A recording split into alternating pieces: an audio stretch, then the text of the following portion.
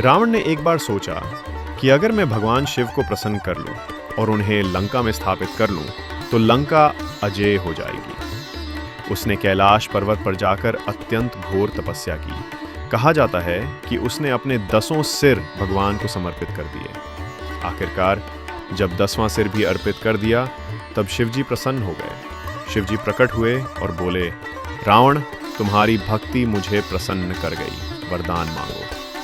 रावण ने कहा, हे महादेव, कृपा करके आप मेरे साथ चलें और लंका में शिवलिंग रूप में विराजमान हो जाएं। शिवजी ने कहा, मैं एक शर्त पर तुम्हारे साथ चलूंगा। यदि मार्ग में तुमने मुझे कहीं भी भूमि पर रखा तो मैं वहीं स्थापित हो जाऊंगा। रावण ने शर्त स्वीकार कर ली और कांवड़ की तरह शिवलिंग को उठाया। ये था एक विशाल शिवलिंग जिसे वो अपने कमंडल में गंगाजल के साथ लेकर चल पड़ा। अब देवता भयभीत हो गए। अगर शिव लंका में स्थापित हो गए तो रावण को कोई नहीं हरा सकेगा।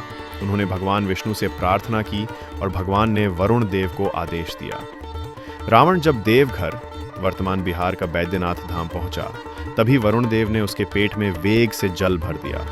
रावण को मूत्र त्याग की तीव्र आवश्यकता हुई, लेकिन शिवलिंग को जमीन पर नहीं रख सकता था। तब वो एक ग्वाले के रूप में वेशधारी भगवान विष्णु को बुलाकर बोले, मैं थोड़ी देर के लिए दूर जा रहा हूँ, ये शिवलिंग पकड़े रहो पर धरती पर मत रखना।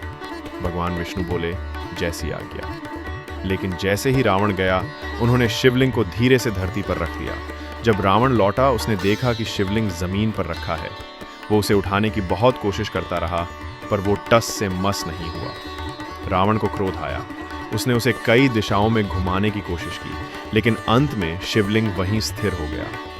वो शिवलिंग आज बाबा बैद्यनाथ के नाम से प्रसिद्ध है। रावण की आंखों से आंसू बहने लगे। प्रभु, आप मुझसे रूठ गए? शिवजी की आकाशवाणी हुई, रावण, तुमने शर्त तोड़ी, लेकिन तुम्हारी भक्ति सच्ची थी। मैं यहीं स्थिर होकर तुम्हारी भक्ति को अमर कर रहा हूँ।